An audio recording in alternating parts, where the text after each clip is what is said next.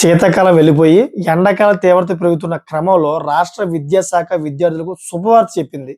ఒంటిపూట బడుల నిర్వహణపై కీలక నిర్ణయం తీసుకుందన్నమాట.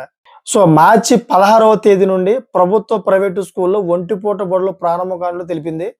ఉదయం 8 గంటల నుంచి మధ్యాహ్నం 12 గంటల 30 నిమిషాల వరకు కూడా తరగతులు జరుగుతాయని స్పష్టం చేసింది. ప్రభుత్వ స్కూళ్లలో మధ్యాహ్నం 12 గంటల 30 నిమిషాల వరకు భోజనం అందిస్తారని, అదేవిధంగా 10వ తరగతి పరీక్షలు జరిగే స్కూలులో మధ్యాహ్నం 1 గంట నుండి సాయంత్రం 5 గంటల వరకు ప్రత్యేక తరగతులు నిర్వహిస్తారని విద్యాశాఖ పేర్కొంది.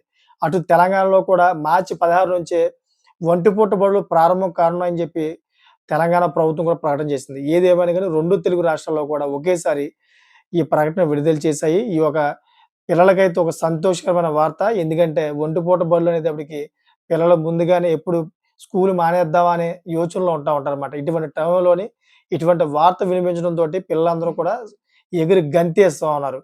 సో దీని మీద ప్రభుత్వం కూడాను ఈ ఒంటిపూట బడిలో ఇంకా ప్రత్యేకమైన కార్యక్రమాలు చేయాలా లేదా అని చెప్పేసి నారా లోకేష్ దీని మీద ఇంకా సుదీర్ఘంగా అయితే చర్చలు కొనసాగిస్తున్నారంట. ఎందుకంటే మన ఆంధ్రప్రదేశ్‌లోని ఎడ్యుకేషన్ ఇంకా డెవలప్ చేయాలని, అయితే వేసవి సెలవుల్లోని అదేవిధంగా ఒంటిపూట బడుగుల్లోని ఈ ఒక 1 అవర్ ఇంకా ఏదైనా మంచి క్లాసులు గట్టా, తరగతులు గట్టా పెంచి పిల్లలకి ఇంకా నైపుణ్యం పెంచాలనే యోచనలో ఉన్నట్టుగైతే తెలుస్తోంది. సో మీకేమనిపిస్తుందో కామెంట్ చేయండి. నచ్చితే గనక లైక్ చేసి సబ్స్క్రైబ్ చేసుకుంటారని కోరుకుంటున్నాను. Thanks for watching friends.